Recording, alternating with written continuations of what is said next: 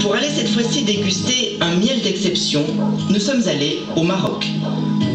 Dans cette vallée du Souss, à près de 100 km au nord-est d'Agadir, on récolte un des meilleurs miels du pays. Et tout est réuni pour ça. Un climat ensoleillé toute l'année, une nature variée, préservée et généreuse. Ce n'est pas pour rien qu'on appelle cet endroit la vallée du paradis.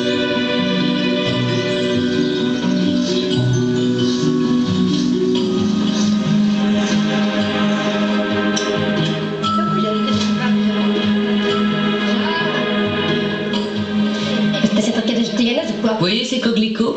Les abeilles les butinent. Et ces fleurs de pissenlit aussi. Ces cactus qui sont en fleurs en ce moment. Voilà tout ce que butinent nos abeilles. On a tout ce qu'il faut ici.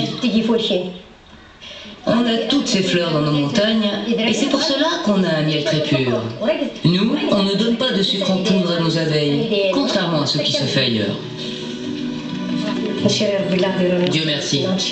On a tout ce qu'il faut maintenant que la sécheresse est finie.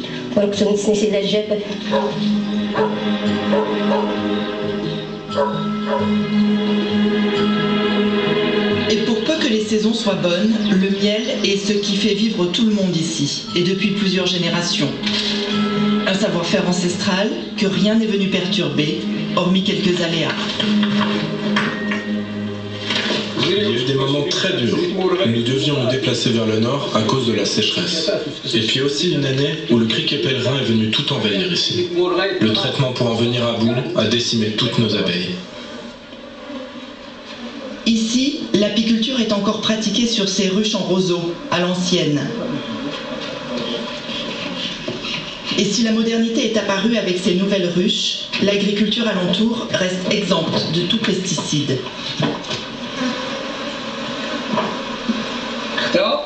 Quand on voit un cadre comme ça,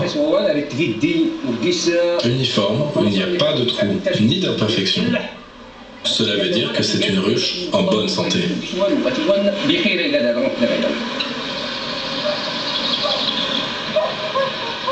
Dans ces régions, le miel s'invite dans toutes les cérémonies et les repas de fête.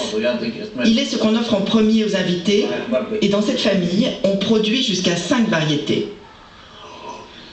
Ça, c'est du miel de forbe, du miel de thym, et ça, du miel de caroubier.